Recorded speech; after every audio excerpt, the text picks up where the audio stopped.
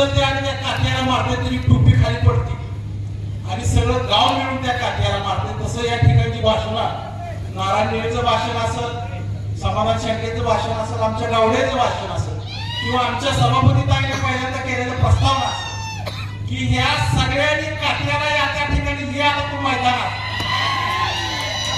अशा प्रकारचं या ठिकाणी भाषण मला आवर्जून या ठिकाणी सांगायचं. या तालुक्यामध्ये ज्या वेळेला संघर्ष समिती असेल किंवा उमेदवार आम्ही दौरा करत होतो, त्या दौऱ्यामध्ये भाषण करत असताना मी सातत्याने सांगत होतो की आंगरकरांचा जीव आमदारकीच्या पोपटामध्ये आहे. जसा राक्षसाचा आपण लहानपणी गोष्टी ऐकलेल्या आहेत की राक्षसाचा जीव त्या पोपटामध्ये असतं आणि त्या पोपटाचा पंख काढला की राक्षसाचा एक हात निघतो, तिकडचा पोपटाचा पंख काढला की राक्षसाचा दुसरा हात निघतो आणि त्या पोपटाचं मुंडी मुरगाळल्यानंतर राक्षसाचा जीव जातोय. त्याच पद्धतीनं आंगरकरांचा जीव हे आमदारकीच्या पोपटामध्ये होता आणि त्याला मारण्याचं काम या मोहोळ तालुक्यातल्या सर्वसामान्य जनतेने केलं.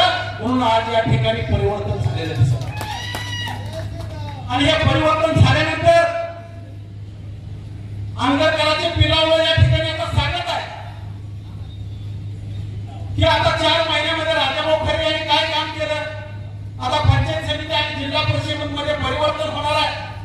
जसं आमदारकीमध्ये झालं तसं या ठिकाणी जिल्हा परिषद आणि पंचायत समितीमध्ये होणार. आम्ही त्यांना प्रश्न विचारतो कशामुळे तुम्ही असं म्हणता, तर 4 महिन्यामध्ये काय काम केलं. मला त्यांना या ठिकाणी प्रश्न, त्या 40 वर्षामध्ये तुम्ही करू शकला ना,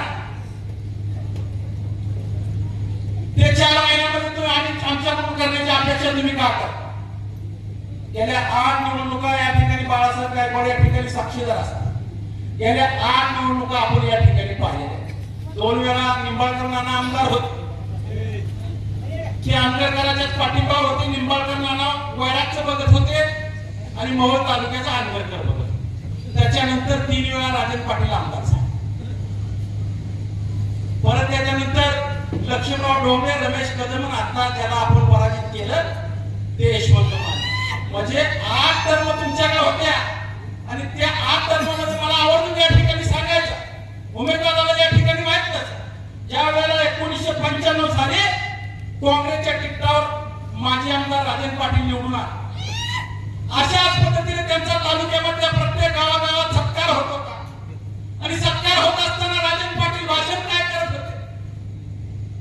काँग्रेसच्या तिकिटावर निवडून आले. 1995 ला शिवसेना भाजपचं सरकार सत्तेमध्ये बसलं आणि प्रत्येक गावामध्ये ते अशा प्रकारे सांगत होते आता माझ्याकडून काय काम करण्याची अपेक्षा तुम्ही करू नका, कारण सरकार भाजप शिवसेनेचा. 5 वर्ष तसंच बोलवून तरी घालव. बापू काय दुसऱ्या टायमाला राष्ट्रवादी काँग्रेसच्या पार्टीवर आमदार राजेंद्र पाटील निवडून आले. त्यावेळेला देखील अशाच प्रकारे सत्कार करण्याचा कार्यक्रम मोहोळ शहरामध्ये घेतला होता आणि त्यांनी भाषण करत असताना सांगितलं की आता तुम्ही आम्हाला निवडून दिले पण शिवसेना भाजपच्या सरकारनं तिजोरी रिकामी केलेली आहे म्हणून मला काम करता येणार नाही. असं 10 वर्षे या ठिकाणी जनतेला सांगितलं आणि कुठल्याच प्रकारचा विकास या ठिकाणी केला गेला नाही. मला आवर्जून या ठिकाणी त्यांना प्रश्न विचारायचा आहे, गेल्या 40 वर्षामध्ये तुम्ही पहिल्यांदा काय केलं त्याचा हिशोब द्या आणि नंतर राजाभाऊ खरेंना 4 महिन्यामध्ये काय केलं विचारण्याचा प्रयत्न करा. म्हणून मला आवडून या ठिकाणी सांगायचं, कुरुलच्या सभेमध्ये मी सांगितलं, कुरुलची शेवटची सभा कुरुलला झाली आणि त्या सभेमध्ये मी सांगितलं होतं सर्व काळ हा पर्व काळ कुणाचाच नसतो आणि त्यांचा सर्व काळ हा पर्व काळ नाही हे मोहोळ तालुक्यातल्या जनतेने आदरणीय राजाभाऊ खरे यांच्या पाठीची ताकद लावून त्यांना निवडून देऊन अशा प्रकारे या ठिकाणी सिद्ध केलेला की सर्व काळ हा पर्व काळ कुणाचा नसतो. त्या ठिकाणी मी एक गोष्ट सांगितली होती. काय गोष्ट सांगितली होती की भिल्ल गाव लुट रहे थे, वही अर्जुन, वही धनुष्य, वही भीम और वही गदा. म्हणजे चोर येऊन गाव लुटत होते.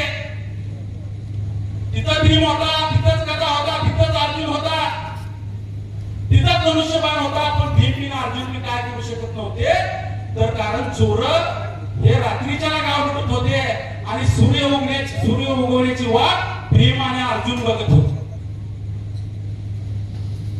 युद्ध करण्याचा नियम आहे की सूर्य उगवण्याशिवाय हत्यार उचलायचं नाही. त्याच पद्धतीने मोहोळ तालुक्यातला सर्वसामान्य नागरिक, सर्वसामान्य मतदार याची वाट बघत होता.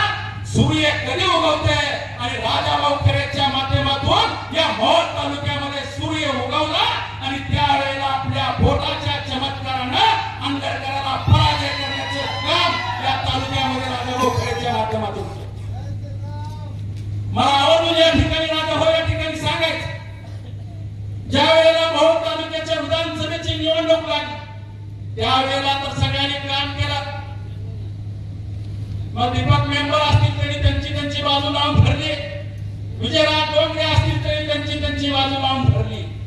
चरणराज चौरे याने फास्टर बॉलर सारखं त्यांचं विकेट चांगली काढण्याचं काम. महाराज बापू माने असतील, उमेश दादा असतील, मी माझं काय कौतुक या ठिकाणी करणार, पण प्रत्येकाने या ठिकाणी आपापली बाजी लावत असताना उमेश दादा पाटील यांनी खऱ्या अर्थानं या ठिकाणी मॅन ऑफ द सिरीज आणि मॅन ऑफ द मॅच घेऊन वर्ल्ड कप राजाभाऊ खरे यांच्या हातामध्ये देण्याची भूमिका घेतली. हे देखील आपण खऱ्या अर्थानं विसरता कामा. मला आवडून या ठिकाणी सांगायचं आहे, राजाभाऊ खरे यांनी अतिशय चांगल्या पद्धतीने आमदार नसताना देखील या तालुक्यातल्या प्रत्येक गावामध्ये ओळख असण्याचं काम, प्रत्येक गावामध्ये निधी देण्याचं काम राजाभाऊ यांनी केलेलं आहे आणि ते देखील आपल्याला खऱ्या अर्थानं विसरून चालणार. या ठिकाणी आंबेडकरांनी काय केलं, सत्ता नसताना देखील राजाभाऊ खरे यांनी प्रत्येक गावामध्ये रस्त्याला निधी दिला. सत्ता नसताना देखील पाण्याची सोय केली. सत्ता नसताना देखील वाड्या वस्त्यावर रस्ते देण्याचं काम केलं. सत्ता नसताना देखील प्रत्येक मंदिराचं जीर्णोद्धार करण्याचं काम राजाभाऊ खरे यांनी केलं. आताच आम्ही श्रीराम मंदिरामध्ये मोहोळच्या गेलो होतो, तिथं मूर्ती आणायची होती. त्या मूर्तीला देखील आमदार झालेले असताना देखील स्वतःच्या खिशातलं 1 लाख रुपये देण्याचं दान या ठिकाणी राजाभाऊ खरे यांनी करून दाखवलं. मला आवडून या ठिकाणी सांगायचं, आंबेडकरांकडे आता द्यायला काहीच नाही. बापू काळे आता द्यायला त्यांच्याकडे फक्त शिव्या आहेत आणि ज्या वेळेला प्रत्येक गावातला माणूस त्यांच्याकडे काही तर काम घेऊन गेल्यानंतर तुमच्या गावातलं किती मदत पडलेले आहे आणि त्यावेळेला शिव्या द्यायचं काम ते करतात. देण्याचं काम जर आता कुणाकडे आहे तर फक्त राजाभाऊ खरे यांच्याकडे आहे आणि तेच खऱ्या अर्थाने या मोहोळ तालुक्याच्या विकासाचं परिवर्तन करण्याचं काम करणार आहे. आणि येणाऱ्या पंचायत समिती आणि जिल्हा परिषदला आपण त्यांच्या पाठीशी आपण भक्कमपणे उभं राहावं अशा प्रकारची मागणी या ठिकाणी कर. कारण आता त्यांना निम्मा अर्ध चित करून चालणार. येणारी पंचायत समिती असेल, जिल्हा परिषद असेल, ग्रामपंचायत असेल, वेगवेगळ्या सोसायटी असतील, या प्रत्येक निवडणुकीमध्ये राजाभाऊ खरे असतील, उमेश दादा पाटील असतील, चरणराज चौरे असतील, सर्व नेते मंडळी असतील, यांच्या पाठीशी आपण भक्कमपणे उभं राहावं अशा प्रकारची खऱ्या अर्थानं अपेक्षा करतो. आणि या महाराष्ट्रामध्ये एकमेव मतदारसंघ मोहोळ विधानसभा मतदारसंघ असा एकमेव विधानसभा मतदारसंघ असा आहे की सर्व पक्षीय या ठिकाणी एक संघ झालेले आहेत. मग तो भाजपचा असेल, शिवसेनेचा असेल, राष्ट्रवादीचा असेल, काँग्रेसचा असेल, या सगळ्यांनी मिळून आदरणीय राजाभाऊ खरे यांच्या पाठीशी ताकद उभा केलेली आहे. असा एकमेव मतदारसंघ मोहोळ विधानसभा मतदारसंघ आहे. आणि येणाऱ्या निवडणुकीमध्ये देखील आपण आपली ताकद त्यांच्या पाठीशी उभा करावा अशा प्रकारची अपेक्षा या ठिकाणी करतो.